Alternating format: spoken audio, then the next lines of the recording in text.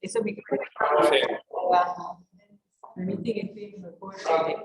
Bueno, muy bien. Bueno, hoy la convocatoria es mayor. Creo que estamos todos muy contentos de vernos las caras. Y bueno, la idea del día de hoy es que podamos compartir un poco de las necesidades de los diferentes cuerpos clínicos y mostrarles algunas de las cosas en las que ya venimos trabajando, por suerte, y que hemos encontrado, ¿no? Diálogo común para desarrollar algunos proyectos. En el caso de lo que vamos a presentar ahora, que va a estar a cargo de Martín, pues es su proyecto de tesis de doctorado, es el trabajo que venimos desarrollando con el Departamento de Trasplante del Hospital de Clínicas. Martín es estudiante de posgrado desde 2020, le tocó empezar justo con pandemia, y los directores de tesis somos el profesor Oscar Novoa, el doctor Manuel Ibarra y yo. Y la idea de este proyecto se gestó en la variabilidad de un grupo de pacientes, como son los pacientes trasplantados renales, para los cuales el seguimiento farmacocinético de las concentraciones de uno de los inmunosupresores que se usa, que es el tacrolimus, era complejo de manejar a nivel de unidad de monitoreo de medicamentos, y por lo tanto nos propusimos el objetivo de poder desarrollar modelos predictivos que tuvieran en cuenta covariables para poder predecir mejor, redundante, lo que eran las concentraciones de este fármaco, que encontrábamos que eran bastante complejas de ser monitoreadas. Nos presentamos a una convocatoria CSIC, la cual fue aprobada, y en este momento nos encontramos en el desarrollo como de diferentes actividades del proyecto. Martín les va a mostrar la que viene tratando de redondear, que es una sesión de evaluación de modelos. Simplemente no te... No, estamos pensando que no podemos, no estaba saliendo la presentación. Me está pasando. Y... temas técnicos. Bueno, después les decía el objetivo del proyecto, porque tampoco es... Ah, ya está, sí, ya está. Ahí, bueno. Ahora sí. Entonces, la idea de este proyecto era desarrollar modelos farmacocinéticos y farmacodinámicos de tacrolimus. Para eso, una de las pautas que nos propusimos era desarrollar modelos propios, pero cabía la posibilidad también de utilizar modelos poblacionales ya publicados por otros centros de trasplante. Y el otro objetivo que teníamos, y que creo que de a poquito venimos conformando y construyendo, es el de formar equipos multidisciplinares o interdisciplinares en el manejo de la farmacocinética del tacrolimus. La parte que vamos a presentar sobre todo hoy es la evaluación de modelos ya publicados que viene haciendo Martín para ver, bueno, cuáles son las covariables que más impactarían en la farmacocinética de tacrolimus, y en paralelo estamos desarrollando la parte de reclutamiento de pacientes trasplantados renales del Hospital de Clínicas con el seguimiento de determinadas covariables que han sido las que, de acuerdo a ciertos modelos, son las que más podrían llegar a predecir los cambios farmacocinéticos que a veces nosotros no logramos simplemente visualizar de lo que veníamos haciendo antes, en los cuales no teníamos en cuenta parámetros genéticos, algunos parámetros de paraclínica que Martín les va a compartir ahora. Bueno, y si logramos ver la pantalla de forma adecuada. Todas las pantallas. Ahora. Ahora sí. A ver si puedo pasarla yo. Creo que ir acá a pasarla, ¿no?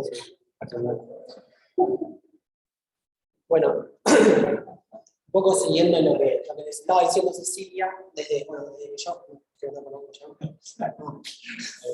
Bueno, desde que yo me incorporé un poco a la unidad de monitoreo, y en el transcurso de este tiempo lo que hemos visto es que el aumento en los trasplantes renales es considerable. En realidad la primera gráfica que está arriba es una gráfica a nivel mundial.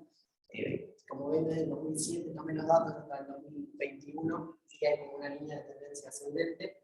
Claramente en los últimos 2 años hay una disminución de los trasplantes por razones bastante lógicas. Me costó un poco, que después de eso quizás no podemos juntar hablando, explicar qué pasaba en Uruguay, ¿no? Porque si bien en Uruguay hay como una variabilidad, como que aparentemente hay subidas y bajadas en la cantidad de trasplantes año, pero aparentemente desde este punto iba con una línea de tendencia ascendente, obviamente acompasa la disminución de los trasplantes, lo que pasó también en la situación en 2021-2020. Un poco como decía Cecilia, tuvimos que cambiar un poco como el encare del proyecto por estas situaciones, porque como le decía Ceci, la idea principal en un momento era hacer un estudio prospectivo, estudiar a pacientes y con esos pacientes empezar a hacer desarrollo. Lo que nos pasó fue que no pudimos hacer eso en un principio, tuvimos que cambiar un poco la jugada y empezar a usar datos. Tenemos muchísimos datos en la unidad monetaria de muchas concentraciones, empezar a jugar al revés, ¿no? Con datos que ya teníamos. Ahora, después igual más adelante. Entonces, en realidad, esta fue una razón de la cual elegimos el proyecto, ¿no? Nosotros en la unidad monetaria hacemos mucho monitoreo de tacrolimus y vemos también que hay mucha variabilidad entre los pacientes y en el mismo paciente en como dosificaciones consecutivas. Entonces, dada como el aumento en la cantidad de muestras que nos llegaban, así como también el fármaco en sí mismo, ¿sí? El tacrolimus, que es un fármaco de estrecho margen terapéutico, cuyas concentraciones, ¿sí? Lograr concentraciones eficaces y seguras es muy complejo, porque tiene rangos definidos muy estrechos. Bueno, nos planteamos esa idea de empezar con este proyecto, ¿no? En realidad ahí tenemos los rangos que usamos en la unidad, ¿no? En la terapia de mantenimiento hablan entre 5 a 10 nanogramos por mililitro, y en la terapia del primer mes post-trasplante entre 10 y 15, pero son algo que también nos gustaría, en algún breve lapso de tiempo, también sentamos a discutirlo, porque mismo en la revisión de esta bibliografía que ahora les vamos a contar que hicimos, vimos que hay diferentes grupos que usan otros rangos diferentes, similares, pero si bien los rangos no es lo que más nos importa a nosotros, sino es la evolución clínica del paciente, nos gustaría definir bien, a ver, si nos estamos manejando todos a nivel mundial, como quien dice, en los mismos rangos, ¿no? Y también con el grupo de nefrología. Bueno, hablando más del tacrolimus, como les decía, presenta mucha variabilidad interindividual y también intraindividual. Y nosotros asociamos muy probablemente esa variabilidad, entre muchas variables, a la genética de una de las enzimas que elimina, nos ayuda a metabolizar el tacrolimus a los pacientes, que es la CYP3A5. Y bueno, y otra cosa importante del tacrolimus son los efectos adversos que provoca cuando se están en concentraciones tóxicas, ¿no? Que principalmente la nefrotoxicidad, que parece un poco como complejo, ¿no? Nos cuesta mucho a nosotros, cuando hacemos los informes de monitoreo, para ayudar al equipo, definir, ¿acaso es lo que está pasando es una falla terapéutica o es una toxicidad por justamente nefrotoxicidad? Es como un poco la complejidad que tiene el tacrolimus. Complejidad que ya veíamos en ciclosporina, que es el fármaco que se usaba previo al tacrolimus, ¿sí? Y después está la neurotoxicidad, que bueno, también es bastante compleja, y lo he comentado el equipo de Oscar, que eso es lo que lleva muchas veces a ellos a tener que hacer cambios en posología, por ejemplo, de 12 horas a 8 horas, que es, como podrán pensar, es muy complejo también para el paciente, ¿no? Tener que hacer una terapia cada 8 horas. Entonces esto no me voy a meter mucho en esto, porque como mencionó Cecilia, por suerte hemos formado un grupo bastante de mucha gente y de muchos lugares, y esta parte en realidad los que se encargan de trabajar en la parte de secuenciación del polimorfismo es la gente del Pasteur, que después haremos alguna otra charla más informativa de eso, pero básicamente, como les comentaba Cecilia, lo que estamos haciendo es, en paralelo a lo que yo estoy haciendo ahora, estamos reclutando pacientes a los cuales se les manda a secuenciar. ¿Qué enzima? La enzima que presenta polimorfismo genético. Para hacerlo muy breve, la enzima, básicamente, nosotros estamos estudiando, si bien estamos estudiando muchas variables, a nivel de publicaciones trabajan en 3 tipos de variables, ¿no? Aquellos metabolizadores que son como rápidos, ¿sí? Aquellos metabolizadores intermedios y los lentos, ¿sí? Eso depende de la variable, básicamente, genética de la CYP3A5. No me voy a meter mucho en detalle con eso. Pero ¿qué pasa? El tacrolimus no solo depende no solo depende de la variabilidad que encontramos en el tacrolimus de la enzima, sino también de muchas otras covariables, ¿sí? Algunas covariables que nosotros conocíamos, que afectaban la farmacocinética del tacrolimus, otras que desconocíamos, y yo, por lo menos por mi parte, desconocía, y empecé a entender un poco más al leer los artículos, ¿no? El hematocrito, el postoperatividad, que son los días después operativos del trasplante, el sexo, la edad, no me sale ahora en español, pero la free fat mass, o sea, la masa libre de grasa, creo que sería la traducción. Bueno, masa magra, perdón, masa magra, free fat mass, la masa magra, la comedicación, sobre todo con zona, y bueno, y la élite, ¿no? Entonces, vamos a pasar todo, ya dejamos todo puesto. Entonces, ¿qué pasó? Cuando nos sentamos ahora, como les digo, como cambió un poco la perspectiva nuestra de qué era con lo que podíamos empezar a trabajar, ¿sí? Lo que empezamos a hacer, a ver es, bueno, vamos a ver cuál es el estado del arte ahora del taxonismo, qué está pasando a nivel mundial con los modelos que están publicados. Y lo que notamos es que había muchos modelos provenientes de diferentes países, ¿sí? No sé, europeos, asiáticos, africanos no encontré ninguno, bueno, algunos en poblaciones nativas, norteamericanos. Muchos de ellos eran multicéntricos, algunos eran solo de un centro, de un hospital. Después también vimos que había modelos monocompartimentales, bicompartimentales, diferentes formas en que las fases diferentes que presentaba la absorción del fármaco, ¿no? Algunos tenían tiempo de latencia, otros no, algunos tenían modelos mucho más complejos como de entrada del fármaco. También vimos, y eso fue lo que más nos preocupó, que en su gran mayoría ninguno de esos modelos tenía ninguna evaluación externa, de modelos. O sea, se publicaba el modelo y se dejaba ahí. O sea, nadie hacía una evaluación, nadie comparaba contra otra población. Y bueno, entonces, diferentes covariables, entonces nosotros nos pusimos a pensar dos cosas, ¿no? Los modelos que están publicados, ¿sirven realmente lo que está publicado? O sea, si se publicó algo, ¿se hizo una evaluación después de eso? Y además pensamos, ¿será acaso necesario nosotros tener que desarrollar nuestro propio modelo en Uruguay con nuestros pacientes? O algún modelo que ya está publicado no puede servir. La idea de esto era hacerlo con datos prospectivos, pero como que le dijimos, no se pudo llevar a cabo, eso por lo menos por ahora.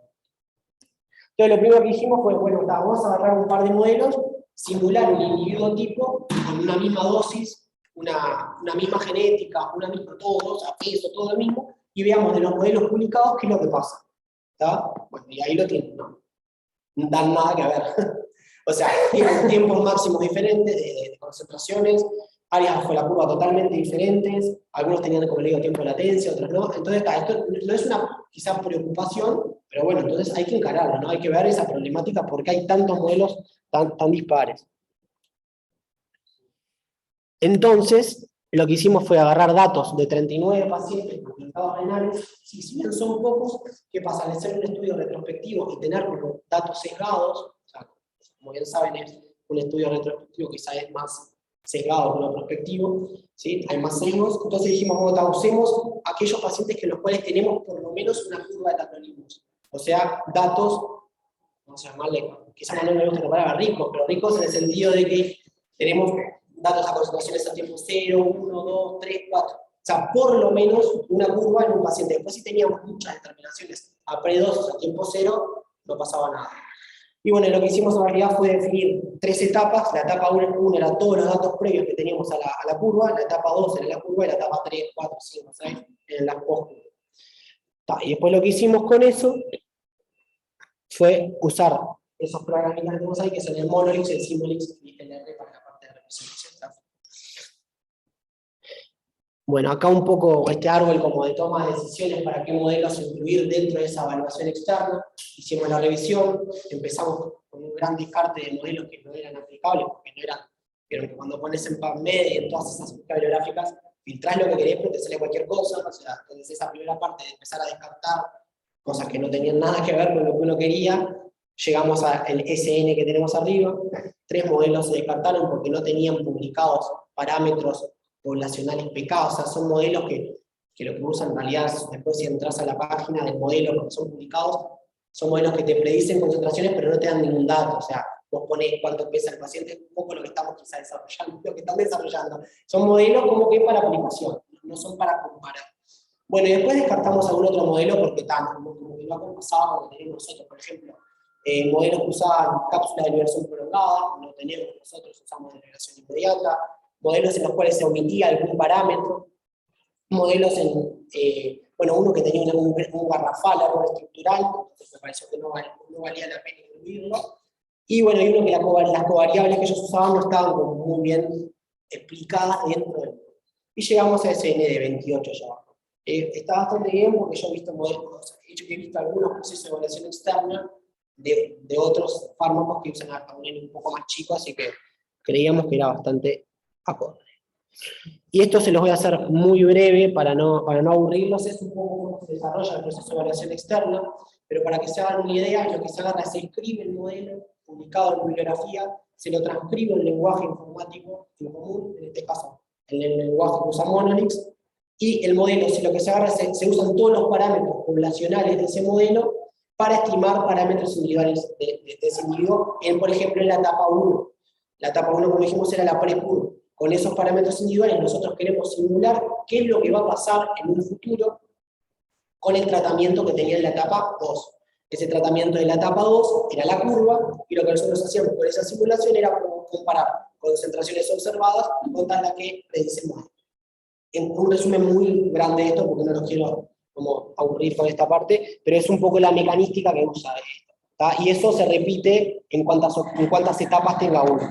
Se corta en un momento de que uno no tenga tantas etapas como genere mucha variabilidad que no aporte datos. Esto se repite y lo que se hallan son esas métricas que están ahí. Son métricas simplemente de cómo ver cómo ajusta el modelo. Son métricas de exactitud y precisión.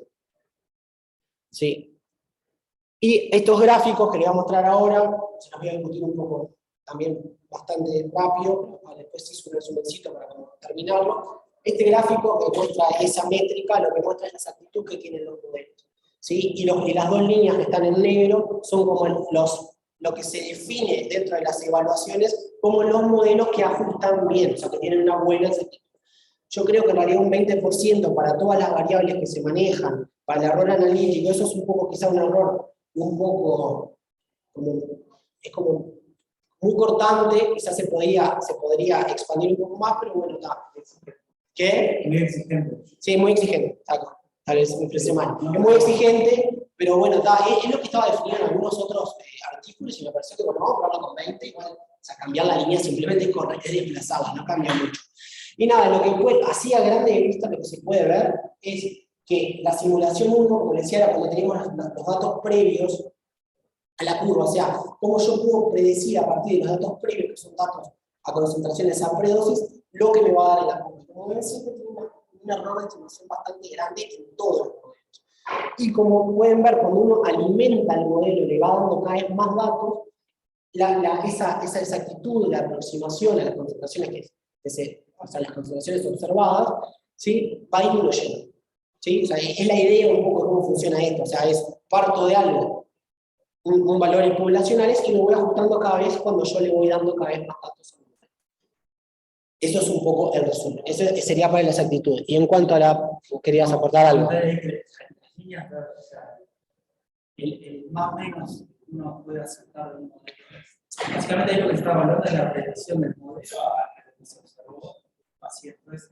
El más o menos es cuánto estamos dispuestos a aceptar en la realidad, aceptar o no con la exposición que tenemos de una dosis.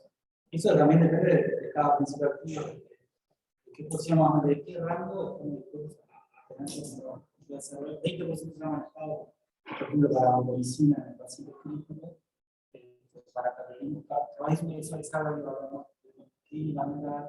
¿Qué tanta exposición uno está dispuesto a decir, bueno, este error está bien, y bueno, este error es demasiado, este margen de error es demasiado? Entonces, no me dicen, no es informativo para la eficacia y la seguridad del paciente. Fue como un inicio, como un punto de corte, quizás se puede discutir, como un punto de corte para definir, bueno, este modelo está bien o está mal. En realidad, quizás la palabra bien o mal no es bien o mal para nuestra población, no, yo lo estoy probando contra mi población. Esa es una cosa importante a mencionar. Y bueno, esto lo voy a pasar rápido, es lo mismo. Como ven, esto solo tiene positivos, porque en realidad esto es lo que está mostrando la precisión del modelo, que es por esa métrica, lo mismo, pasa exactamente lo mismo. A medida que yo le voy dando más información al modelo, me va disminuyendo el error de la precisión. ¿Sí? Y nada, ahí en ese caso la línea de corte es un 30% que usan generalmente a nivel mundial. Entonces, para resumir un poco esto, en realidad ahí lo que tenemos es una tabla de los modelos que yo dije que mejorarían del pasaje de una ocasión, de una etapa o de una simulación a la otra, aquellos que quedarían estadísticamente igual y aquellos como que empeorarían. como ven en la gran mayoría de los casos, cuando yo paso de la etapa 1 a la 2 y de la 2 a la 3, los modelos van mejorando, lo cual era lo que uno pensaba. Ahora después, si quieren, les digo por qué para mí empeoran y después lo podemos discutir. Y bueno, algunos resultados que hemos obtenido, bueno, de esos modelos, para nuestra población, 7 modelos se considerarían correctos en la tercera simulación. O sea, que yo después de darle datos previos a la curva y una más, como que aparentemente funcionarían bastante bien. En esos modelos, las covariables que más aparecieron fueron el hematocrito, el polimorfismo, y el GFR, o el otro era el cliente de creatinina, puse el GFR. En realidad, eso era una cosa. El estimado. No el medido. No el medido, el estimado, sí, porque yo no tenía esos datos, lo estimé. Le hice la cuenta. Lo mismo con el cliente de creatinina, sí, estimado, no es el medido.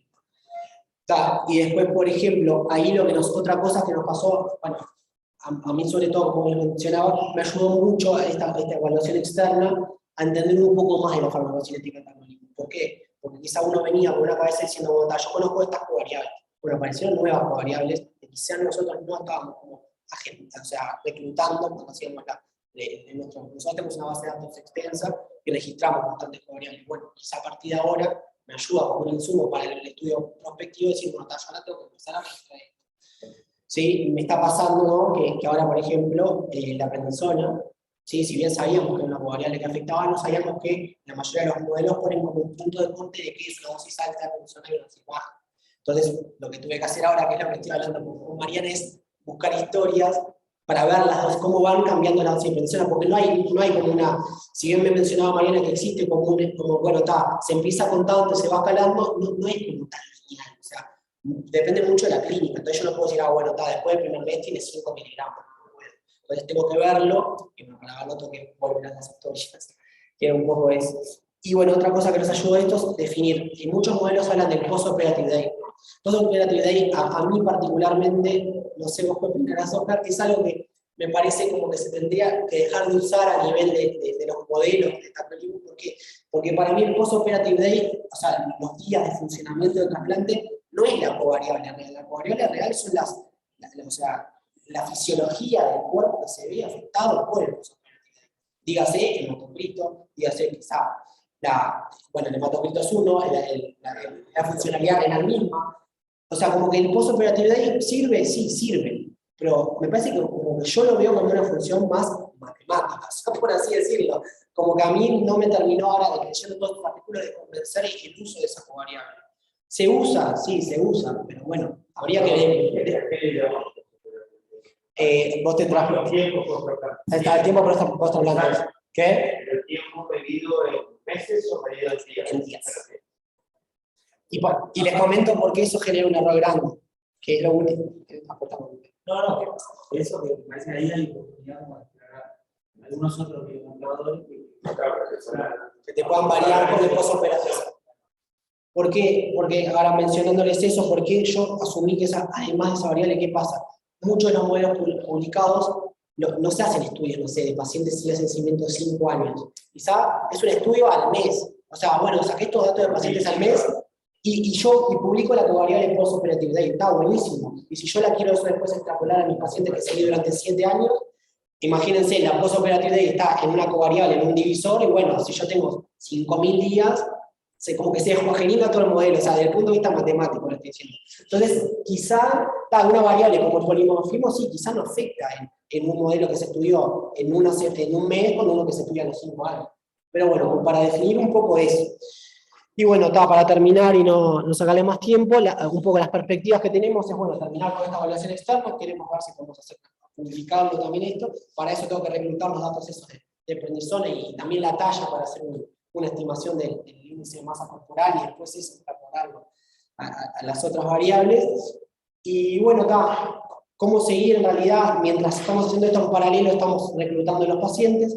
Con esos pacientes, ¿cuál es la idea? Después de que hayamos definido qué modelos son los mejores, volverlo a probar con estos pacientes teniendo el dato de genética, porque, entre paréntesis les comento, como todos los modelos tenían el dato de genética y yo no tenía el dato de genética, no puedo decir no voy a usar ningún modelo porque no tengo el dato. Lo que se hizo fue un promedio ponderado de eso, definiendo datos en poblaciones, por ejemplo, caucásicas eran 85% de metabolizares lentos, un 10 intermedio, un 5 rápido, entonces hicimos un promedio. O sea, no se lo dije porque en realidad era como, no sé si se aportaba mucho, pero cuando se lo terminó de plantear, van a decir, ¿para qué? ¿Cómo hizo para estimar cosas si no tenía todo el polimorfismo? Bueno, haciendo un promedio. ¿Está? Y entonces ahora con esos datos reales de polimorfismo, que además van a ayudar a ver si nuestra población realmente es caucásica, digo, la tiro, que, bueno, la tiro, bueno, evaluar ese modelo, y en su caso lo que nos puede ayudar es, si hay un modelo que realmente encaja muy bien, bueno, se usará ese, y si no, se usará alguno de ellos de base para armar nuestro propio modelo. Con 50 pacientes, que somos los que estamos preguntando ahora, cortamos ahí, evaluamos y desarrollamos, y otros 50 pacientes para hacer lo que mucha gente no hace, que es evaluar el modelo, ¿tá? Que sería como la etapa final. Y eso sería todo. Creo que hay algo que está bueno también ver en este proyecto, un desafío también de la vimos en la habilidad intraindividual, ¿no? Como un mismo paciente con la misma dosis, y eso ya está bien. Puede variar mucho de un día a otro. Y después también aspectos de determinar las cualidades. Exactamente. Hay mucha paraquilla de psicología, ¿no? Muchísimo. La verdad que ahí hay como oportunidad para hacer alguna análisis de Big Data, para si podemos estratificar pacientes, por ejemplo, algún predictor que mire que un paciente podría tener una alta probabilidad de alta variabilidad intraindividual, entonces hay que monitorearlo más seguido. Alguna de esas cosas que pasan. Sí, yo solo acá haremos este modelo farmacocinético, por acá habíamos hablado con Manu, era la idea tal vez más de este estudio también es hacer un análisis de sobrevida, de comparar poblaciones y ver si mejora, por ejemplo, no sé, sabemos que este paciente no es adherente, por ejemplo, que eso yo no lo puedo saber. Entonces, si este paciente no es adherente, bueno, claro, ¿cuánto es el tiempo de sobrevida? Yo la verdad, la sobrevida, la primera vez que nos juntamos habíamos hablado, nos habíamos manifestado que preocupaba a veces el tiempo de sobrevida. Yo no sé cuánto es mundialmente un tiempo de sobrevida aceptado, no sé en cuánto estaremos, pero para mí además de estos modelos quizás estaría bueno encarar por ese lado también. Espero que muy buenos esfuerzos han tenido y la lo primero que para nosotros es difícil es que Paco González siempre decía, cuando uno quiere controlar un diabético, no mide los niveles de insulina, sino que mide cómo está la glicemia. Y acá no tenemos un marcador confiable de cuál es el efecto. En realidad nosotros estamos haciendo esa famosa figura que ven todos ustedes de CISA, que es inmunosuprimir lo suficiente sin toxicidad, sin infecciones, como el caso de la inmunosupresión, que son un problema mayor en los que están tratados, y sin rechazo. O sea, que es un equilibrio entre el rechazo y la tolerancia y los efectos dolorosos. Eso es muy difícil de hacer en cuanto a, nosotros no tenemos una medida clara de nivel de inmunosupresión y se obtiene para este tratamiento. El otro tema que es importante es que el nivel al que nos referimos como objetivo varía según la etapa de la tratamiento. Nos largamos con la intención de tener un nivel elevado.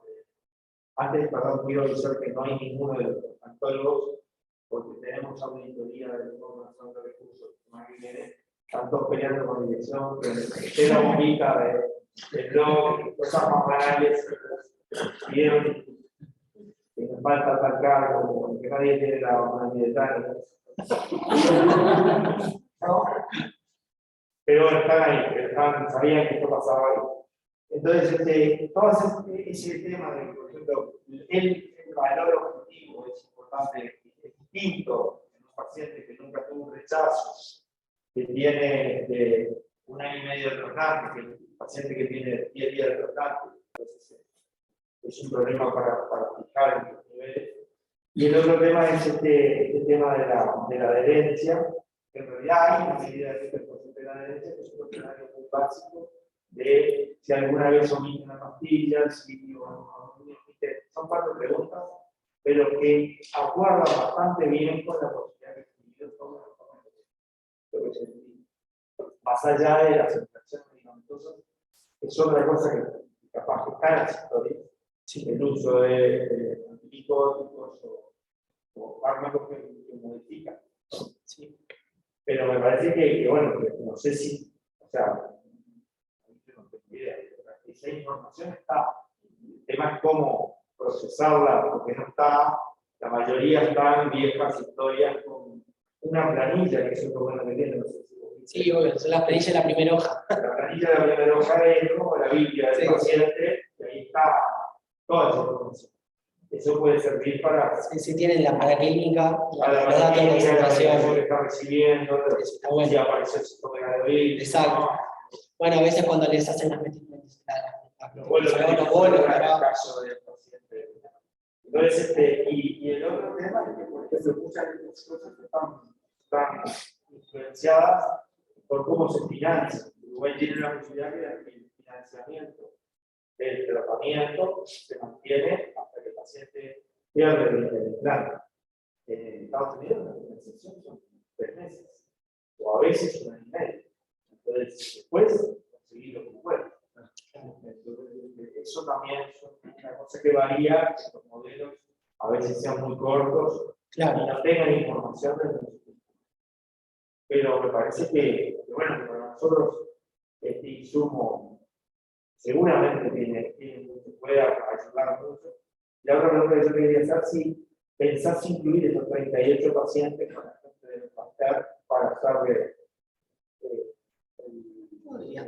Mira, ahora estamos pensando, porque, ¿qué pasa? La secuenciación las hacen en el Pasteur, y es como que en realidad me faltó agregar una cosa que era, en nuestras perspectivas era, si esto da todo bien, si funciona todo bien, era, ¿por qué no empezar a secuenciar a los pacientes para el trasplante? ¿No? Claro, pero ahí, porque ya los estudiantes, si vos los secuenciás, no va a haber cambiado. Claro. Bueno, Sí, pero nosotros lo pensábamos previo, o sea, pero mira que todo, más al futuro, para definir, por ejemplo, la primera dosis. no, eso sí. Entonces, con definirla, porque viste que pasa mucho en la primera dosis, o da te vas para 25 arriba, o da 2. O 12. sea, entonces decir, bueno, sabemos que tiene esta tasa, o sea, es este Hay tipo. que calcularlo, Claro. analizar rápido. Y lo que decide eso, bueno, se podría ver. Eso digo porque como tenés toda esta información de estos pacientes, Lo único que me da cosa, ¿sabes lo que es? cambia todo. No, eso no. Lo único que me da cosa es que hay pacientes que ahora yo hablando con María, que perdieron y no sé, eso desde el punto de vista quizás, no sé, te lo pregunto, ético, eso, si no es un poco El medio. paciente está, si no falleció, No, me pasó que algunos fallecieron porque mirándolo me pasó. no, pero el paciente que volvió al tratamiento, en general es un paciente que quiere volver. Ya está en la lista de pretrasplante. Por lo tanto, Sí, se podría hacer en eso. Por lo tanto, es accesible, sabemos en qué centro de se realiza y se puede hacer. Sí, eso es bueno, está bueno porque aparte también me ayuda a ver si está un buen insumo, porque aparte me ayuda a ver si yo la estimación que hice estuvo bien. Como te digo, hicimos un promedio. Dentro del estudio, me podría, Sí. Sí. Por mí, yo estoy. No, nosotros, dos cosas importantes que creo que se van a hacer conclusiones cuando esto debería también presentárselo al grupo de trasplante, ¿no? Porque, o sea, nosotros hemos repartido mucho entre nosotros, a veces no le hablamos, pero mucha gente capaz que no. No estoy hablando con Martín de esta parte de la paraclínica, cómo le va escrito. Así como nosotros hoy en día, ¿no? En peritoína, paciente clínico, tenemos en cuenta la alta, entonces ya es una explicación de droga libre, bueno, pensar en el hematocito que ha visto que es algo que condiciona mucho, ¿no? La concentración total, que por lo tanto a veces es el mismo paciente que tiene 3,8, pero tiene un hematocito capaz de 30, y otro que tiene, no sé, 5, pero tiene un hematocito de 45. Entonces, ¿cómo también acompañar para hacer una estimación de que implicaría algo más similar y comparable entre el propio paciente? Porque si ustedes a veces ven el 3,5 y el 5 se está, ¿qué le pasó a esto? ¿Qué fue lo que capaz que lo único que le cambió? La cosa de la reflexión fue más. Claro, pero el hematocito capaz que lo que está expresando no es solo el nivel de hemoglobina, sino el estado de hidratación. Entonces el volumen de difusión está cambiando a partir de ahí. Está cambiando el peso seguramente de su paciente en ese momento y capaz que eso no vaya de otro. O sea, ¿con qué acompañar? Claro, porque además nosotros tenemos Digo, como ejemplo, le puede pasar a un paciente que tiene, o sea, que le puede falsear la regulación funcional la sobrehidratación. El paciente puede empezar a bajar la creatinina y vos crees que está mejorando y que está aumentando de peso, y entonces se te empieza a mover por eso. Entonces, ese puede ser una variable que puede estar atrás del hematocrito. Y ese será otro problema, que a veces que veas variables que se mueven todas en el mismo sentido y capaz que, claro, igual. Por eso No, eso es fundamental. Y además, claramente, son etapas muy distintas, la etapa crítica y la etapa estable del paciente. Exacto.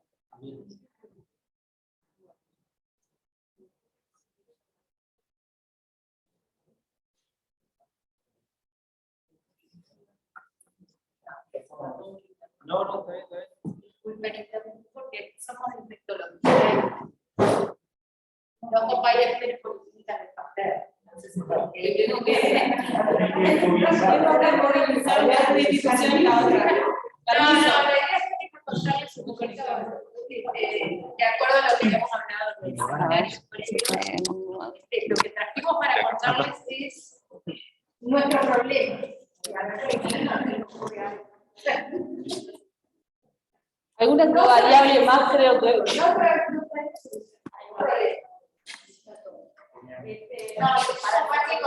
Está en...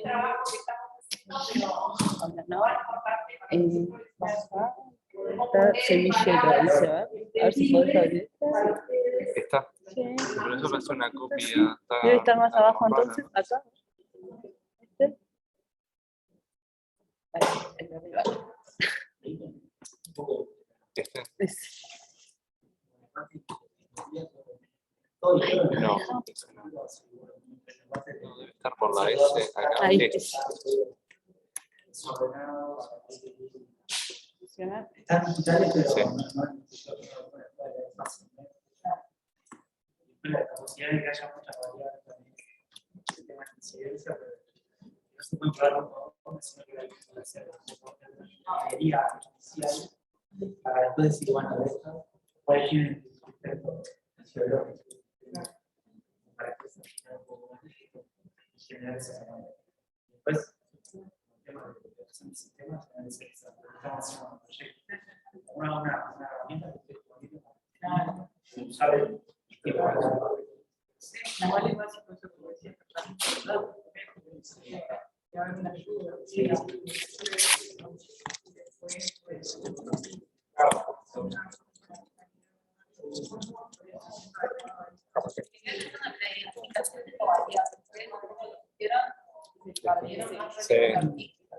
Sí, en este caso sí, porque claro, cuando hay muchos archivos para hacer así modelos fueron desarrollados en otras poblaciones que son Al otro, ya está.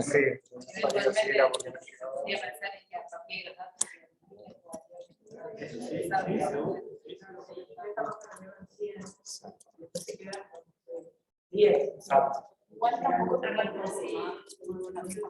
Cambia demasiado. Sí.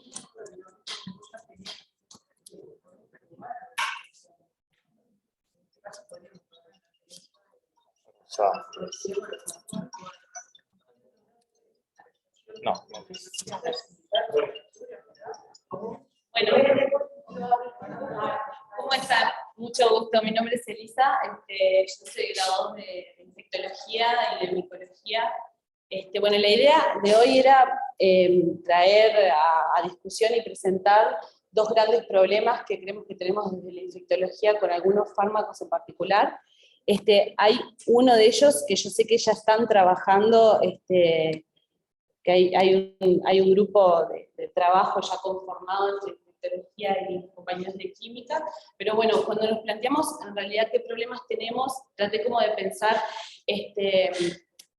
cuáles son los problemas relacionados a estos antimicrobianos, ¿no? Entonces, cada vez tenemos enfermedades infecciosas con tratamientos muy prolongados, ¿está? Esa creemos que es uno de nuestros problemas. Tenemos estos antimicrobianos a su vez se utilizan en poblaciones muy inmunodeprimidas a largo plazo, y que muchas veces la causa de la inmunodepresión no es corregible, ¿está? O es parcialmente corregible. A su vez, hay algunas enfermedades infecciosas en las que tenemos pocas opciones terapéuticas, incluso tanto de antibióticos como de antifúngicos.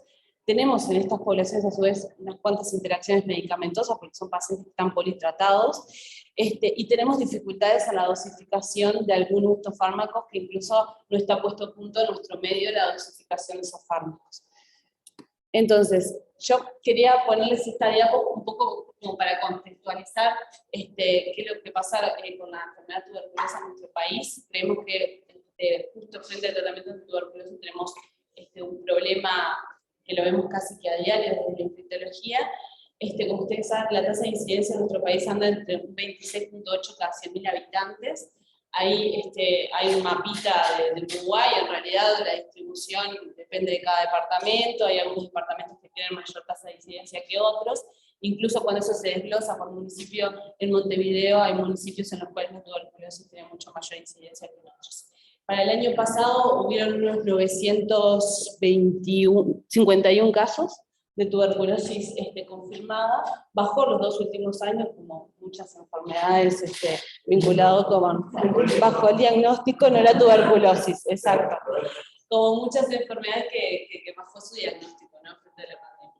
Bueno, cuando vemos, estos datos son, los extraje de la página web de la lucha contra tuberculosis, están disponibles, están ampliamente disponibles. En realidad, cuando vemos los grupos de riesgo, y cuando vemos la tasa de incidencia, las personas que viven con VIH pasan de ese 26.8 de la población general a un 821 personas cada 100.000 habitantes. Y para el 2021, en realidad la coinfección de tuberculosis y VIH fue de un 12%, ¿está? Dentro de esos 951 pacientes. La letalidad para nuestro país fue de un 11% total, de pacientes que se diagnosticó tuberculosis, y de ellos, en realidad un 22% eran pacientes con VIH, con infección por VIH. Entonces, bueno, quería dar estos datos como para contextualizar un poco de por qué para nosotros es tan importante esto de tratamiento tuberculoso en las personas que viven con VIH. ¿Está?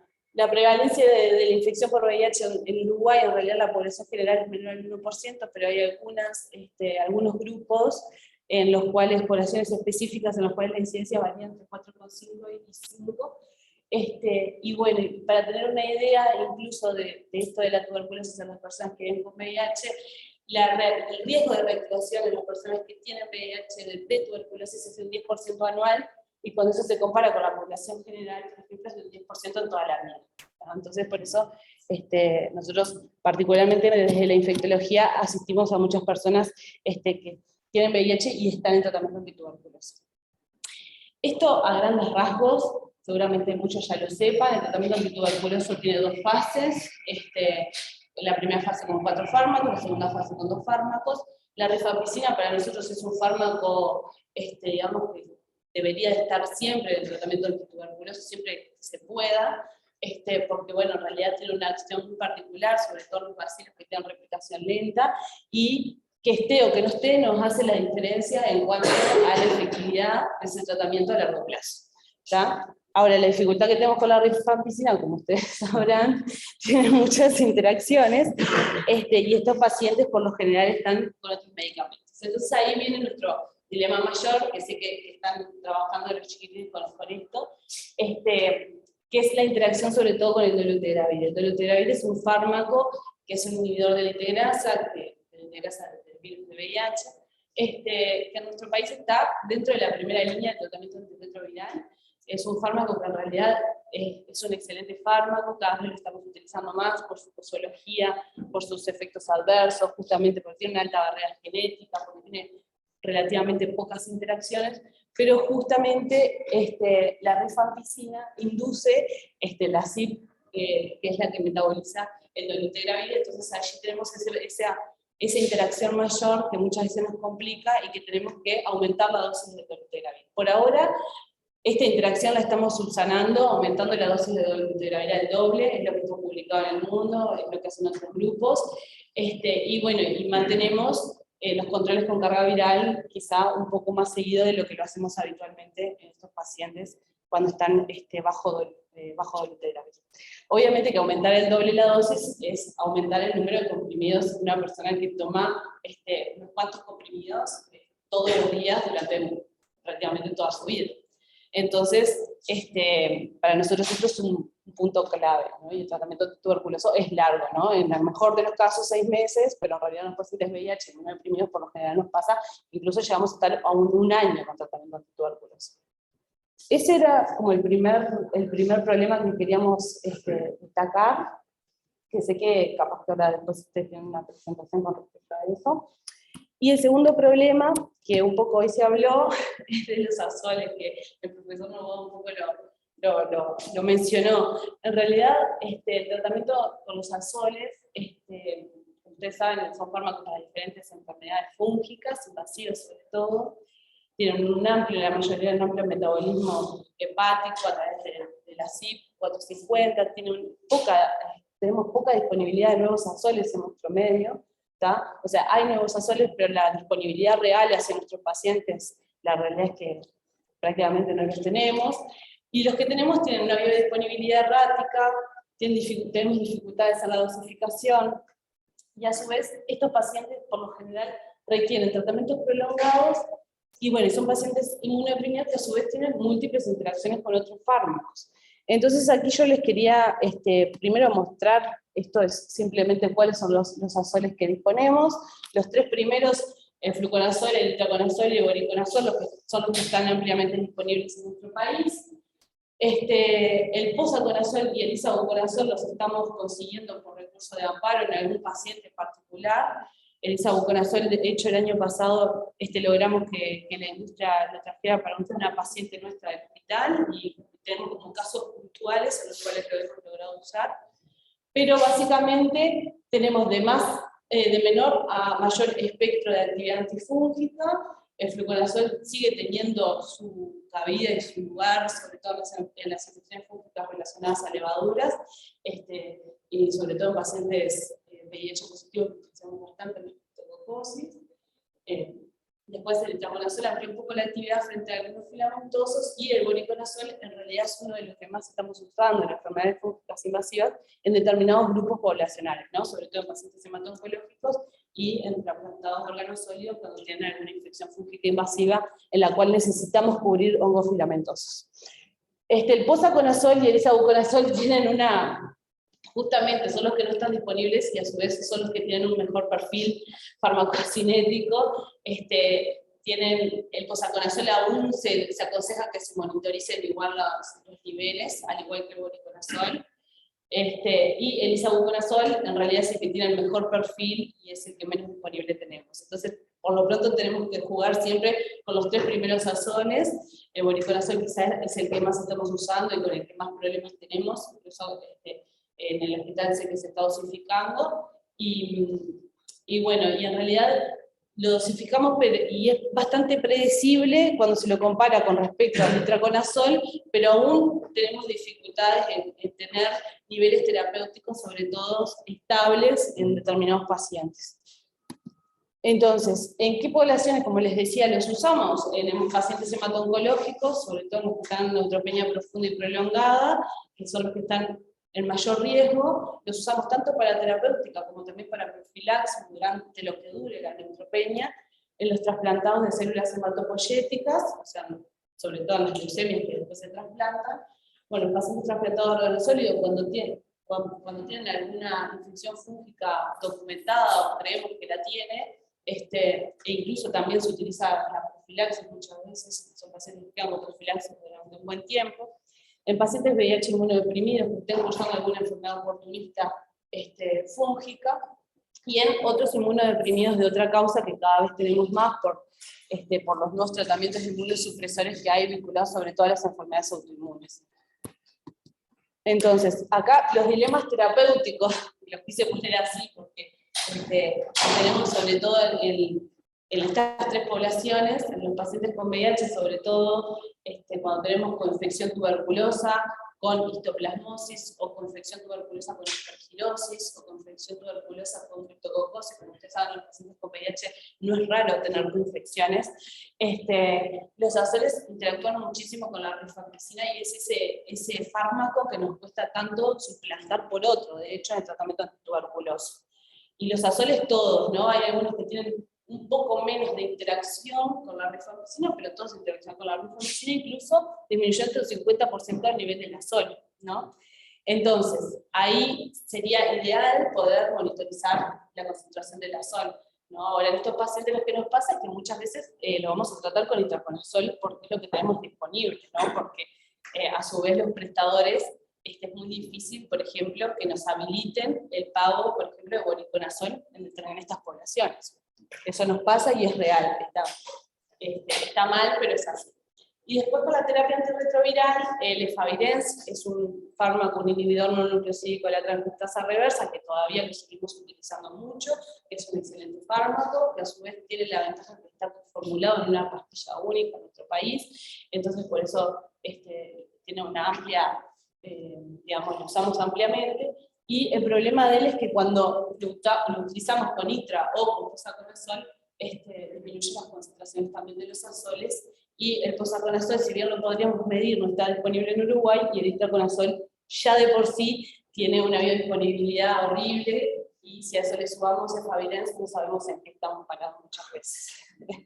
Y bueno, y después los IP, que si bien los inhibidores de la proteasa son excelentes fármacos para el VIH, cada vez están tienen un lugar más específico en nuestros pacientes, quizás no los usamos tanto como los usábamos hace unos años, ahora por el advenimiento sobre todo de nuevos fármacos, como los inhibidores de la grasa, pero bueno, hay algunos pacientes que no tienen otra opción, y que incluso requieren sí o sí tener un inhibidor de la proteasa, y bueno, y estos también disminuyen las concentraciones de voriconazol, sobre todo aquellos que están busteados con ritonavir.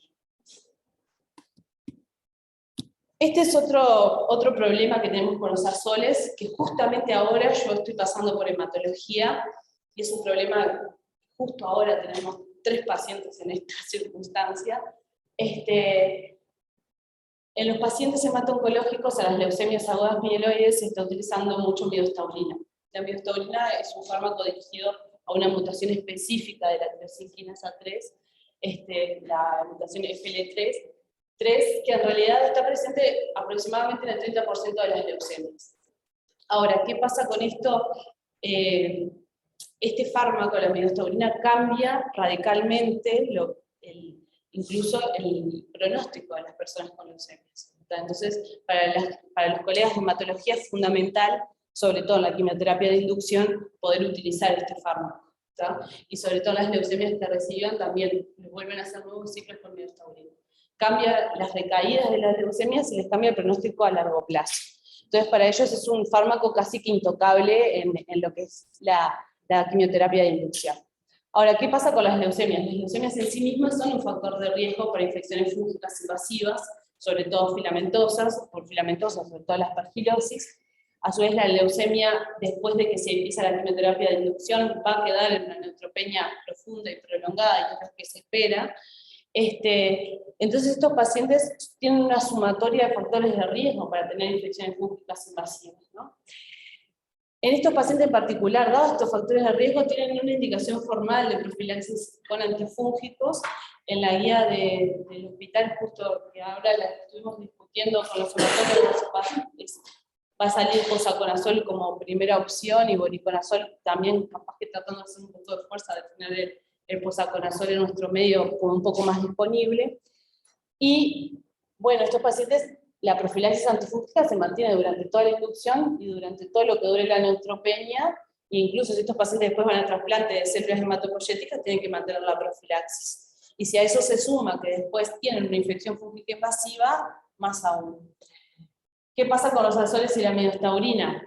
Bueno, interactúan, por supuesto. Entonces, lo que pasa es que aumentan los niveles de la miostaurina, y la miostaurina ya per se tiene un riesgo bastante elevado de prolongación del intervalo QT, con generación de arritmias graves y arritmias fatales, por lo cual incluso cuando uno va a leer la combinación de azoles y miostaurina está contraindicado. Isavuconazol tiene esta interacción, pero en menor medida, pero igual la tiene. Entonces, ahora en estos pacientes hemos tratado de salir del paso cambiando los azoles por anfotericina, porque son pacientes a los cuales queremos cubrir los filamentosos. Y el problema es ahí que la anfotericina, como ustedes saben, tiene efectos adversos bastante preocupantes, es difícil de manejar, a veces en áreas cerradas no es tan fácil. Entonces, le agregamos muchas veces morbilidad al paciente poniendo anfotericina. Bueno, y después otras dos interacciones, la miostaurina con la rifampicina y la ciprofloxacina con la miostaurina, que en realidad pasa exactamente lo mismo que con los azoles, aumenta el riesgo de efectos adversos graves. Ahora la diferencia es que, por ejemplo, la ciprofloxacina, que se usaba de forma muy extendida para la profilaxis cuando los pacientes estaban neutropénicos, nosotros tenemos otras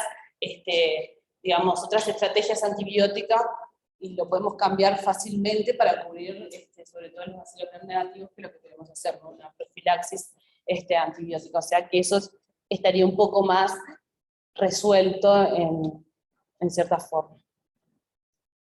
Bueno, y la última diapositiva que queríamos mostrar es este dilema terapéutico que un poco me...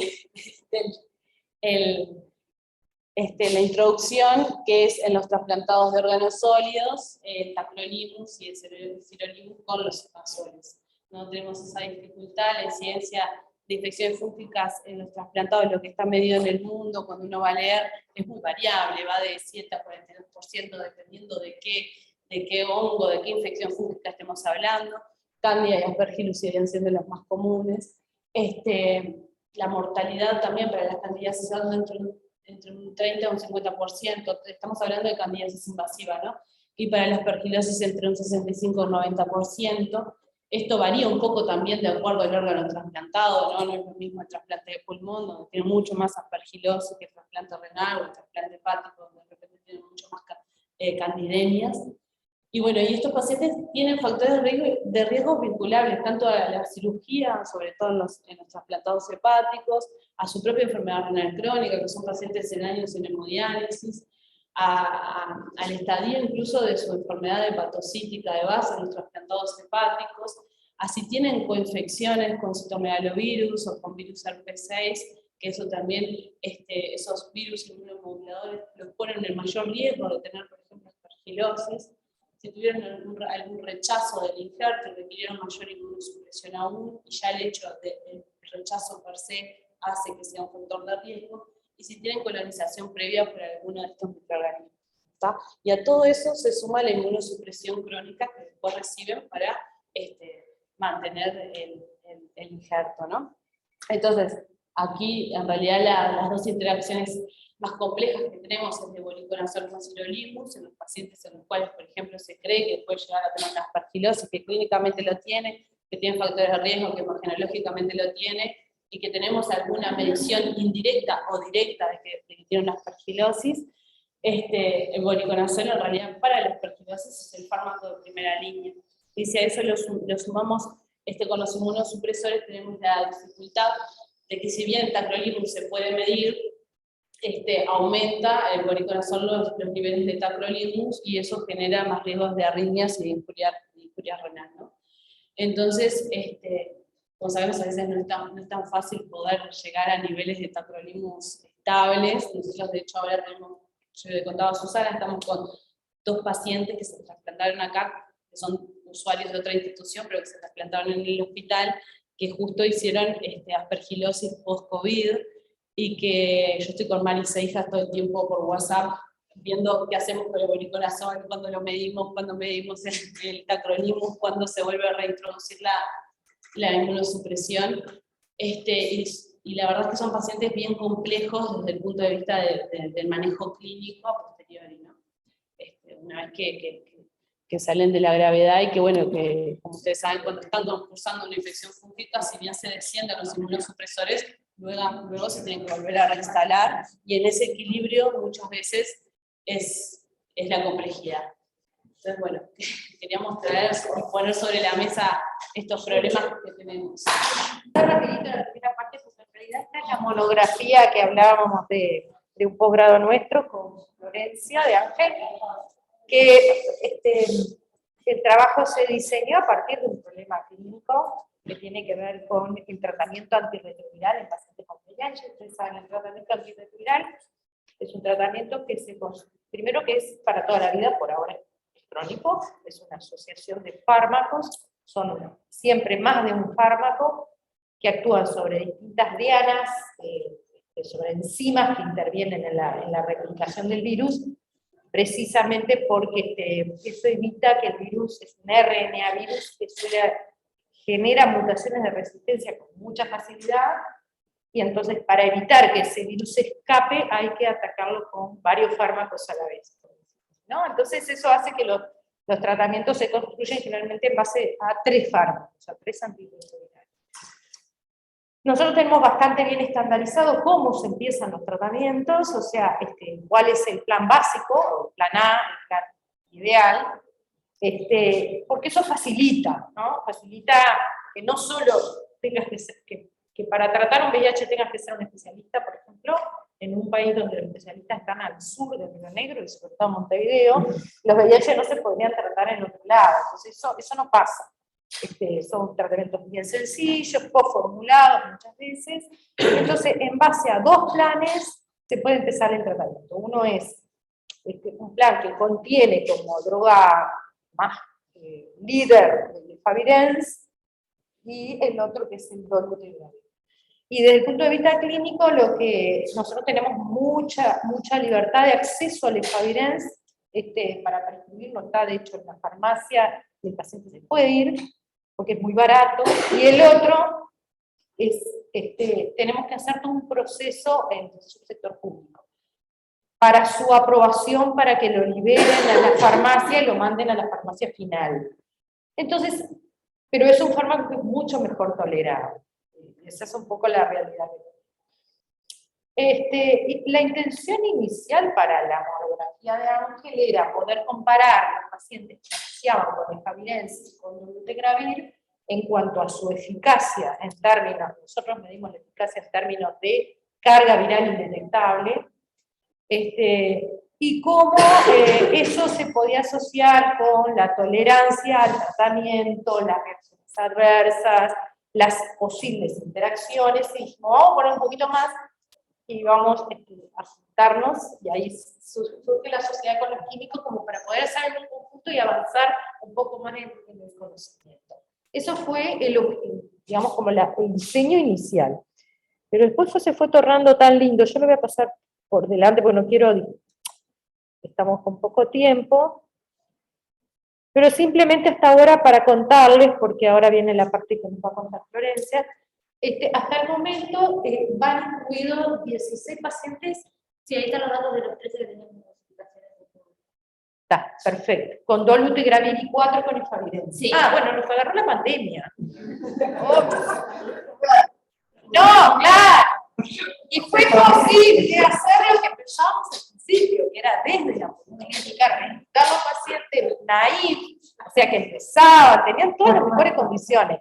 Nada de eso se pudo hacer. Entonces empezaron a monitorear pacientes que tomaran dolutegravir. No importa si estaban internados con una tuberculosis, un linfoma, en quimio, o sea, fueron pacientes que estuvieran tomando de manera estable por más de un mes Favirenz o dolutegravir. Y ahí ya empezamos a sumar información, desde las otras drogas que se tomaban concomitantemente a parámetros biológicos, no sé, el nivel de toda la parametría, ¿no?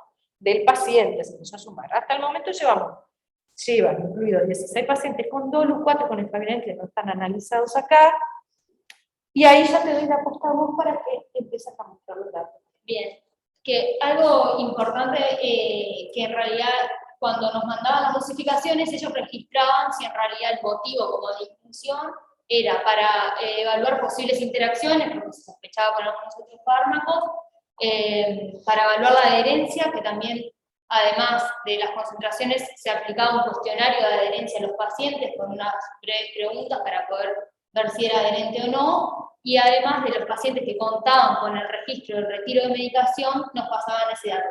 Entonces teníamos también la información sobre la adherencia. Y también se registraban las reacciones adversas. Entonces, cuando ponían los motivos era o evaluar adherencia, reacciones adversas o interacciones. Como dijo Susana, el proyecto fue cambiando un poco y también el COVID nos hizo ajustarnos un poco y teníamos las concentraciones, pero por temas logísticos nos era bastante complicado contar con todos a predosis. Entonces teníamos las determinaciones plasmáticas, pero lo que nos pasa es que las horas, como ven ahí, son bastante variables. Tenemos desde 6 horas hasta 21 horas fosas.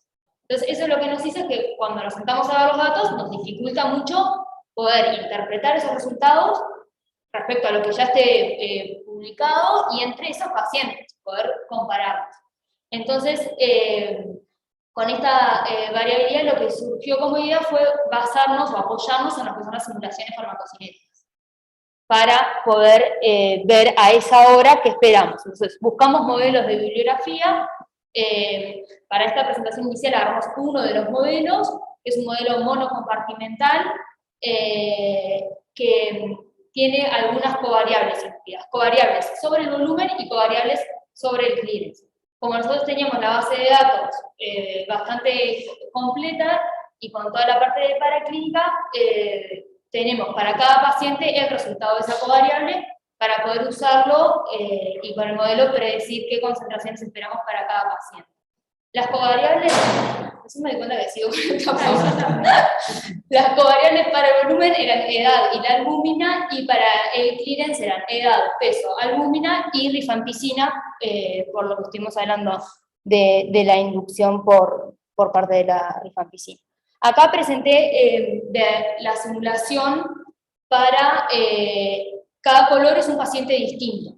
Entonces, vemos, como les mostramos antes, perdón, voy a volver para atrás, la dosis en general es de 50 miligramos al día, los que tienen 100 son los pacientes que estaban con rifampicina, que se usan 100 miligramos al día. Pero con la misma dosis, en realidad son todos con 50, tenemos, a partir de la simulación, perfiles de concentración bastante distintos. Y lo que hicimos fue comparar el valor de concentración que nosotros obtuvimos con el valor que predecía el modelo, o sea, el rango en realidad de predicción que nos daba el modelo.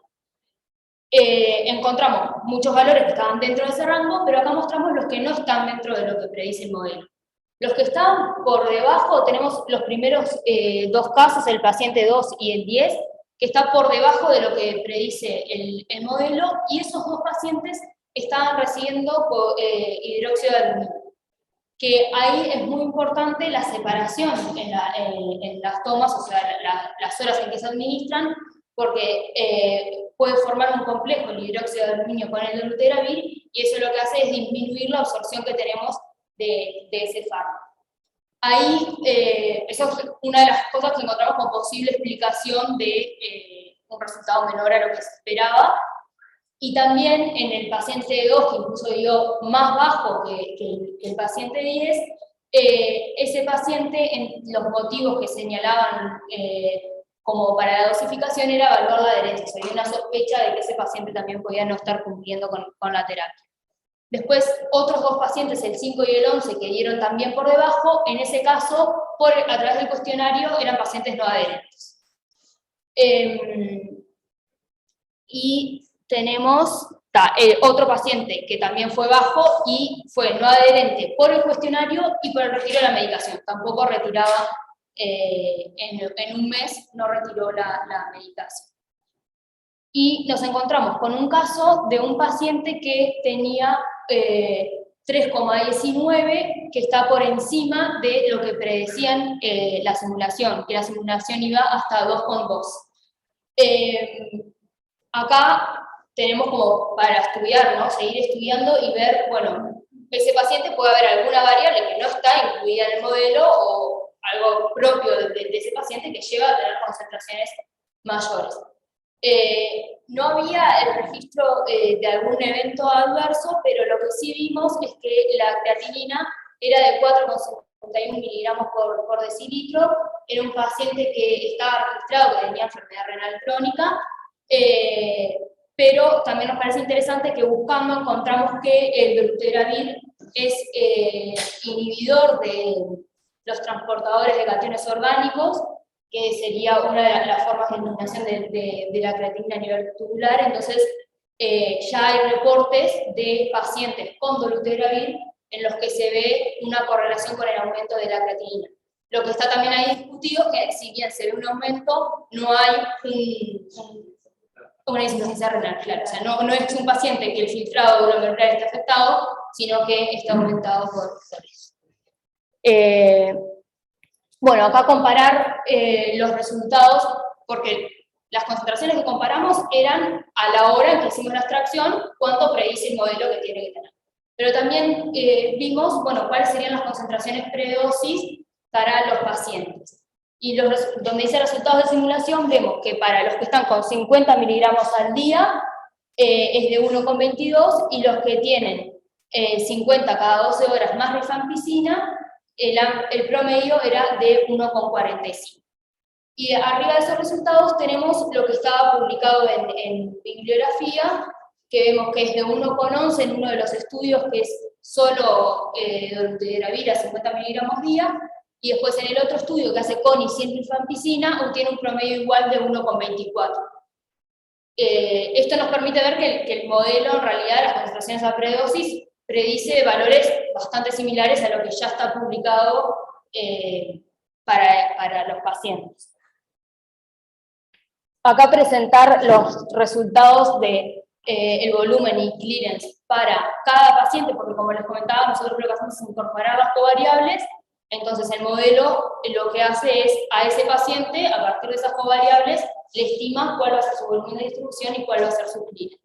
Y para los pacientes que no están con rifampicina, el clearance era en promedio de 1,12, pero vemos ahí los valores, y para los pacientes que están con rifampicina es de 1,83, o sea, sería mayor el clearance que estamos estimando.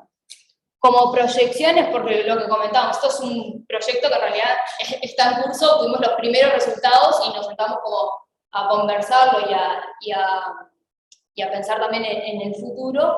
Entonces, bueno, proyecciones, aumentar el número de pacientes, sin duda, para ir teniendo más información. Lo otro que nos planteamos era usar otros modelos, incluso modelos que tengan otras covariables. Por ejemplo, hay algunos modelos publicados que incluyen si los pacientes son fumadores o no, que incluyen los valores de bilirrubina o otras covariables que podemos también empezar a considerar.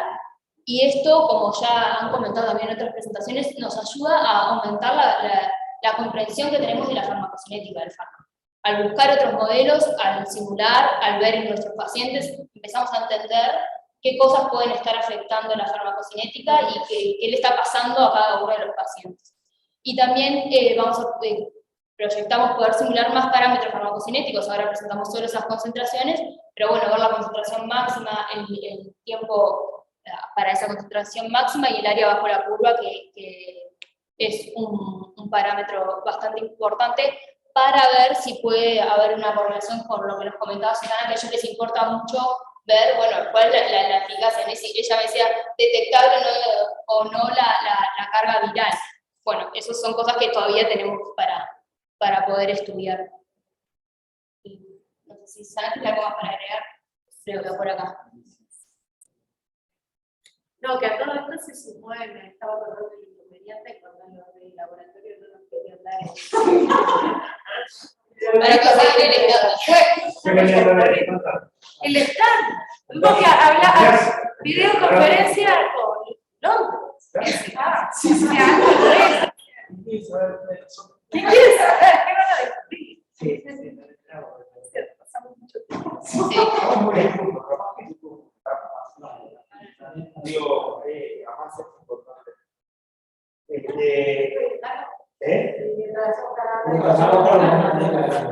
No, el otro problema que quería traer, y lo comentamos la primera vez, es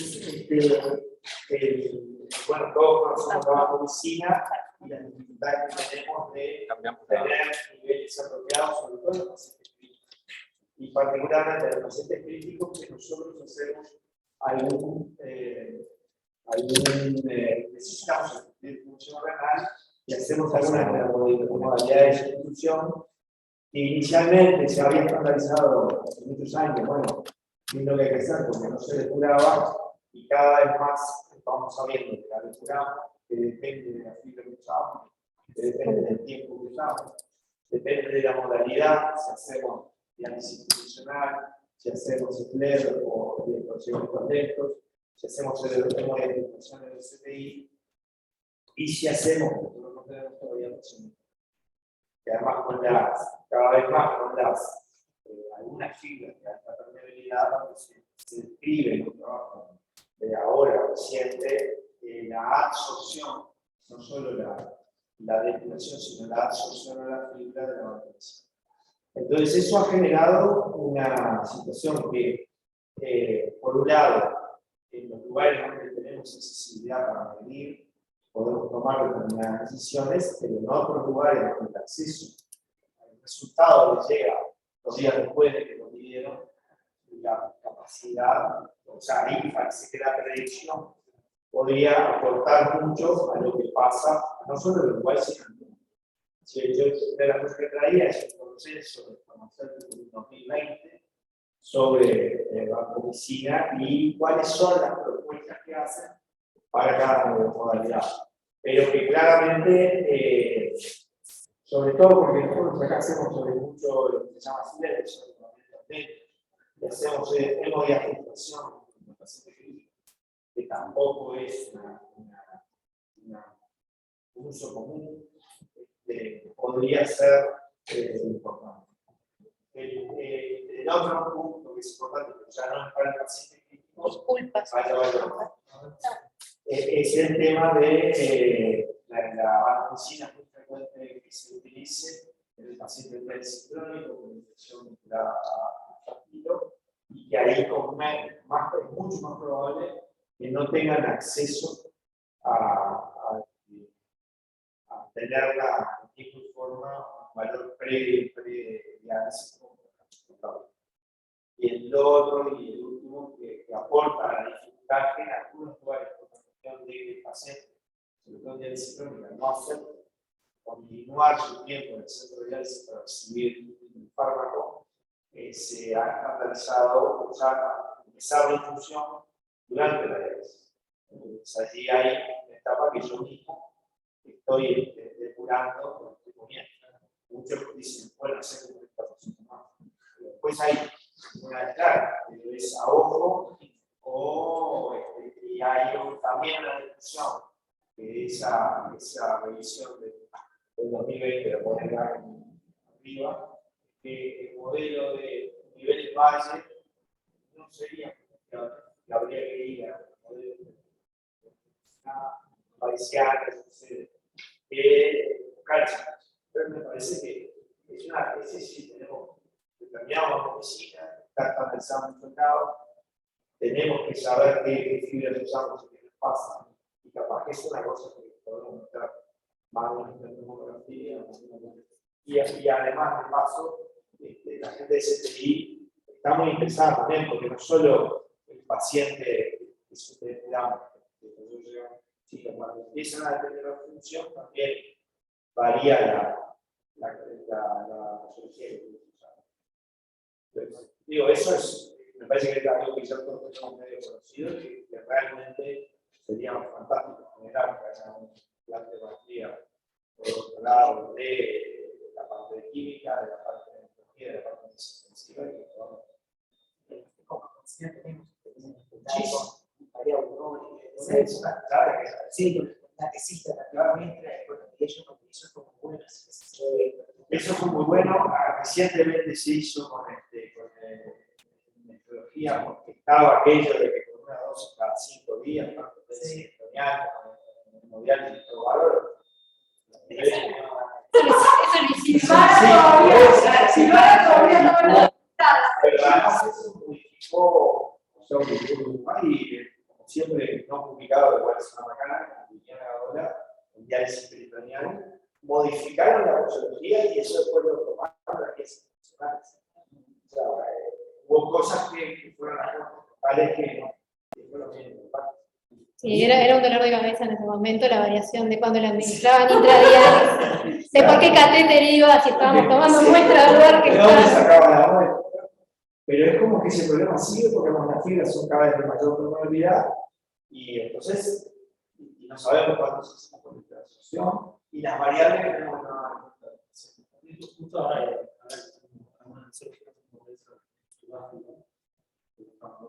una de las presentaciones, un grupo de APA,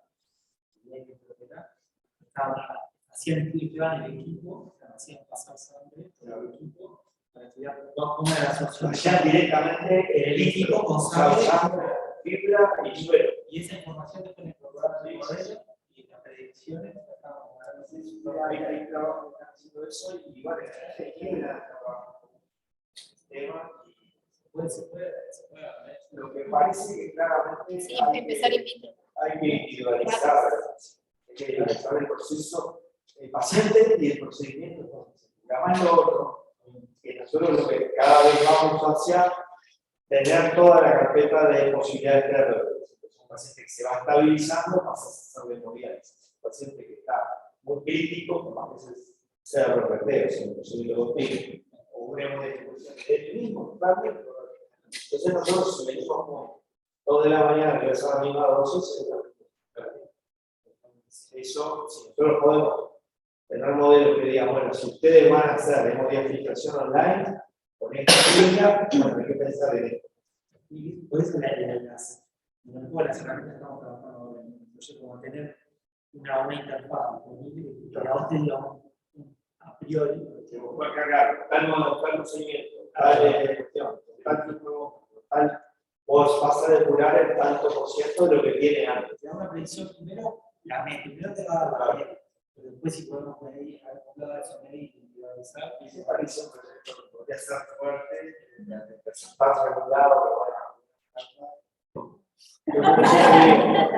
el FOIN está disponible, por supuesto, para este tipo de cosas, y con la intención inclusive de que el investigador principal no sea nadie docente, que sea del hospital. Pero ahora ya cambiamos eso. Nosotros no podemos ser así el investigador. No, yo me quiero presentar hoy y no puedo. Ahora que la HC, porque si ya pero vos tenés que demostrar tu residencia. ¿Cómo hacer con eso? Pero si tienes residencia acá, si tienes paga la luz acá, con un recibo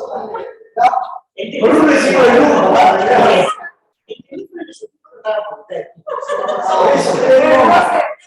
luz, no, porque por eso que hablaba, que todos los laboratorios que estaban en otros proyectos, pero no se estudian todo y nosotros no como colectivo. Entonces, era fuera de juego. Ahora estamos cambiando eso. No, por eso, ese puede ser bien un tema para plantear y para preparar a todo el mundo Y preparar un poco antes cuando tenga el yo les paso, pero es fácil, como que una vida. Bueno, mi nombre es Silvana Alvariza, yo trabajo aunque me crié acá, soy típica farmacéutica, hice mi doctorado acá todo, hace unos años que fui a facultad de veterinaria, y bueno, ahí la realidad es otra, ¿no? Se manejan diferentes especies, la traslocación entre especies, ¿no? El veterinario es uno solo, pero los bichos son completamente diferentes entre sí y intra sí. Bueno, dentro de nuestras líneas de investigación tenemos una acá que es cardio, ¿no? Que tenemos un tesista en común, la parte de monitoreo terapéutico de antibióticos. En antibióticos trabajamos tanto la relación PK-PD como la parte de residuos, lo mismo en antiparasitarios. En analgésicos analgesia de emergencia es una línea fuerte de trabajo también, porque en eso ha cambiado mucho la medicina veterinaria, que antes la gente veía, ¿no?, a su mascota que sufría, no sé, le duele esto, eutanasia, ¿no? Usamos otra cosa y ahora se está trabajando mucho en terapia del dolor, en rehabilitación, incluso en cuidados paliativos, también en animales de compañía. Antiparasitarios y antibióticos, más que nada también en sistemas productivos, ¿no? Cuando me refiero a los residuos, no sé si todos saben lo que quiero decir, en animales de producción, cuando los tratamientos antibióticos en algunos sistemas productivos y también antiparasitarios son la rutina, ¿no? Pero entonces tienen que manejar muy bien los tiempos entre que se hacen los tratamientos y entre que se consumen los subproductos, leche, huevos, carne, lo que sea. Eso es un desafío también, porque el mercado farmacéutico veterinario es muy disperso, los controles en los sistemas productivos son muchos, ¿no? Mandar un animal con un subproducto, ¿no? Porque son muchos, no solo el frigorífico, que dé positivo a residuos, es un drama, ¿no? Puede tener problemas el productor, el frigorífico, el país, y también la exportación, no se suspende el país como exportador en algunos destinos. Y bueno, eso tiene una ventaja, ¿no? Que es que, bueno, si yo determino bien mis tiempos, puedo manejarlo, ¿no? Hago el tratamiento ahora, lo mando a frigorífico, ¿no? Que es lo más visible dentro de 40 días, 2 meses, una semana, pero hay otros sistemas que son más complicados. Por ejemplo, hicimos un trabajo con esturiones, no sé si saben que Uruguay es dentro de los top 5 exportadores de caviar. En el Río Negro hay bastantes factorías de peces que producen caviar. Como son peces que están hechos para los climas fríos, sí, sufren mucho la criada, ¿no? Se agarran sepsis, agarran infecciones muy graves, los tratan porque aparte son animales carísimos, ¿no? Y el tiempo en el que se administran los tratamientos son muy importantes, porque lo importante, ¿no? Que son los ovocitos del caviar, lo que se hace es extraer el ovario. Entonces ese animal no puede llegar a desovar. Si desova, se pierde la producción.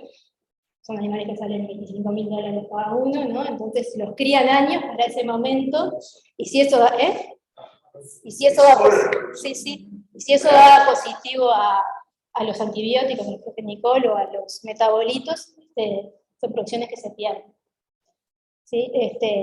Y bueno, aparte tienen muchas particularidades, ¿no? Tienen una cinética muy diferente de los antibióticos, si es invierno, si es verano, es complicado. En analgesia lo que pasa es que, como esto también es relativamente, no voy a decirlo, nuevo, se trasladan muchos tratamientos que se usan en humanos, ¿no? En veterinaria la medicina humana es la preclínica, ¿no? Entonces, para adaptar, ¿no? Rata, humano, perro, ciclo, tenemos que hacer cálculos, ¿no? De adaptación de esos tratamientos, y después verificar esas evaluaciones, esas predicciones en los animales, y eso también es complicado a veces, porque la gente le pedís el perro y te dice, voy yo, va mi hijo, va cualquiera, pero mi perro no. Es así. Sí. Manuel lo está viviendo ahora, que te dicen, no, pero voy yo. Es difícil. Pero bueno, lo que les voy a mostrar ahora es la parte de monitoreo terapéutico, que estábamos haciendo cardio también, porque la incidencia de insuficiencia cardíaca en perros es enorme, también de epilepsia. Los anticonvulsivantes que más se utilizan en perros son estos dos, por temas de que los demás tienen semillas de eliminación muy cortitas, entonces no se pueden adaptar al tratamiento en perros. Entonces el fenobarbital y el bromuro de potasio son los de elección. Alguno más, el metiracetam también se usa, y el topiramato, pero en general tratan de manejarse estos dos, porque si no las otras son difíciles de hacer los manejos posológicos. Nosotros monitoreamos los dos, les voy a mostrar el caso del fenobarbital. ¿Sí? Este es nuestro proceso. Recibimos muchas muestras, estamos recibiendo solo el fenobarbital más de 300 muestras por año. La pandemia no lo bajó porque en la pandemia la gente pudo adaptarse también a las cosas más que nunca. Sí, claro, lo vieron compulsivo porque ellos no estaban. Bueno, entonces nosotros recibimos, ¿no?, las solicitudes, tenemos una base analítica, procesamos los datos, ¿no?, que hacemos las estimaciones, hacemos las simulaciones, emitimos un informe que tiene también la sugerencia de si tienen que hacer alguna modificación en la posología. También la refractariedad en el tratamiento anticonvulsivante en perros es frecuente, más o menos también como en humanos, del 30%. Entonces, bueno, esta es la solicitud que le pedimos a los veterinarios. La hacemos tanto para el hospital veterinario como servicio externo, ¿sí? Recibimos muestras de todo el país prácticamente. Le pedimos que nos llenen las solicitudes con los datos. Y bueno, lo que hicimos en un primer momento, cuando tuvimos un número considerable de casos, fue construir modelos.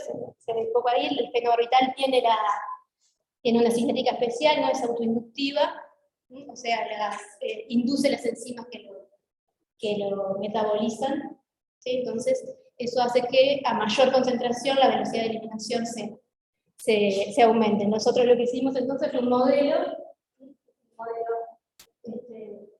farmacocinético en el que lo que vemos es que a mayores concentraciones del fenobarbital, lo que hicimos fue modelar como que la eliminación de la enzima se ralentice, ¿sí? Y eso hace entonces que la velocidad de eliminación disminuya. Llegamos a ese como el mejor modelo, ¿no? Un clearance dependiente de la concentración, y vimos que las covariables más importantes para que afectan el clearance son el peso de los animales y la edad. Una vez que llegamos a ese modelo, lo que hicimos fue agarrar otro segundo set de datos y validar ese modelo. Bueno, llegamos a los parámetros que aparecen ahí. Allá. Y lo que hicimos a partir de eso, porque la recomendación estaba dada para todos los perros, y creo que metieron ahí también a los gatos, ¿no?, los laboratorios, la dosis recomendada era de 2 a 5 miligramos kilo para cualquier animal. Y lo que vimos con estas covariables es que la edad influye fuertemente, ¿no? Y ahí, claro, necesitaríamos muchos datos, ¿no? La edad en los perros también es relativa, ¿no? Una raza grande, las razas, ¿no? Capaz que un perro de 5 años ya está cerca de su final, ¿no? Porque viven 12, 13 años. Un perro de 8 años es un perro pediátrico, y en un perro cruza de mediano tamaño está la primera mitad de su vida. Entonces, ahí hay más para hilar fino, ¿no? Pero lo que hicimos fue crear un normograma en el que recomendábamos tratamientos teniendo en cuenta la edad y los pesos de los animales en principio, ¿no? Se puede ir mejorando. Y proponíamos también una dosis de carga para cuando empezábamos los tratamientos, ¿sí? Acá están cómo ajustaron los perfiles individuales del grupo del que creamos el modelo. Eso es lo que utilizamos para estimar los parámetros de los pacientes que llegan, y después cómo hacemos las simulaciones para sugerir las dosis. Nos funciona muy bien este modelo en general. Y bueno, lo que hacemos después de esto es emitir un resultado. Entonces yo lo que les venía a mostrar acá son oportunidades que nosotros vemos de mejoras en estos procesos, como por ejemplo nosotros, esto es un poco artesanal, ¿no? Recibimos las solicitudes, cargamos nosotros a la base de datos, corremos los modelos, corremos la simulación, hacemos los informes, los hacemos formales, ¿no? Entonces estaría bueno que esos datos, ¿no?, tuviéramos una aplicación que nos automatizara los procesos de alguna manera, nos ayudara a no perder datos, ¿sí? Y que, por ejemplo, ya ellos, los veterinarios que tratan, puedan también, por ejemplo, con este normograma, tener alguna visualización, bueno, ¿no? Una visualización que los ayudara a ellos a empezar, ¿no? Los tratamientos, y bueno, después si nosotros los monitoreamos, identificamos cómo seguir con ese paciente, ¿no? Pero bueno, que sea algo visual para ellos, que trabajamos en la página de la facultad, ¿no? Que los ayude a ellos, en base a todos estos datos, a hacer sus propias simulaciones con los datos que tienen, que en realidad son datos disponibles, ¿no? Entonces eso nos ayudaría a nosotros a no perder datos, que la base de datos se estuviera alimentando continuamente, ayudarlos a ellos a empezar la terapia, a mantenerla, y bueno, que también cuando vean sus resultados puedan verificar con las simulaciones a dónde van a llegar. Era cortito, no sé si es posible. Un poco capaz que entendiendo un poco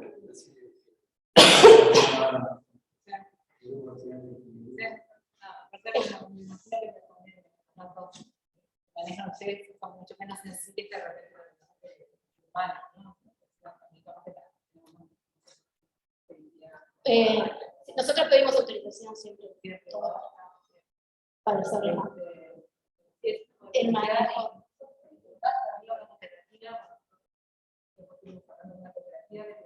Una idea de Historia clínica veterinaria. una historia clínica veterinaria, después no surgió por algunos estudiantes, pero Hay una historia clínica en el hospital, electrónica, que no sé cuándo ni la pero si eso se puede, una de las profesiones, puede universidades. Y eso, ¿no? Oportunidades de optimización en todos los ámbitos, ¿no? También para la parte de residuos, de cómo hacer los tratamientos. Es muy complejo, ¿no? Los tiempos de espera son determinados, incluso para cada marca. Pero porque es un problema. ¿Sí? Entonces, en todas las áreas vemos oportunidades de... Pero sí, podemos empezar a explorar el concepto de grado, nosotros ahora, por ejemplo, a medida de ahí, comienzo el proyecto de carrera de investigación, la carrera todo, bueno, y acá incorporar a estos estudiantes de posgrado de química como pero también estaría súper, porque también para los informáticos ahora tenemos una aplicación concreta que trabajamos medio en el trabajo, Es que muchos de estos modelos, es una idea que usan modelos que sacan motivos en el mismo software y tienen la misma mecánica de uso. Y si esta herramienta que está desarrollando donde se puede acomodar los modelos, es flexible, así, por una herramienta se puede usar. Sí, incluso identificar más, para nosotros en un futuro más covariables, ¿no? Porque, claro, yo me senté y dije, ¿cuánto es un perro promedio? No existe el perro promedio. Depende de el chihuahua promedio pesa 800 gramos, el San Bernardo 50 kilos. ¿Cómo? Hay un índice de no, bueno, ¿no? Todos los parámetros son muy diferentes. Hay razas muy magras, razas muy, una masa grasa importante. Entonces, la variabilidad es enorme. Dentro, o sea, no solo intereses, sino intereses. Bueno, sí, de hoy nos vamos a varias talleres. Vamos a armar una agenda de talleres. Ya capaz que como ir con alguna idea de taller como para mostrar cosas que están publicadas.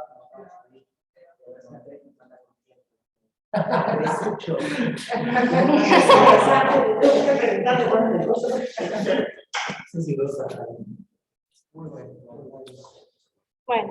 Muy bien.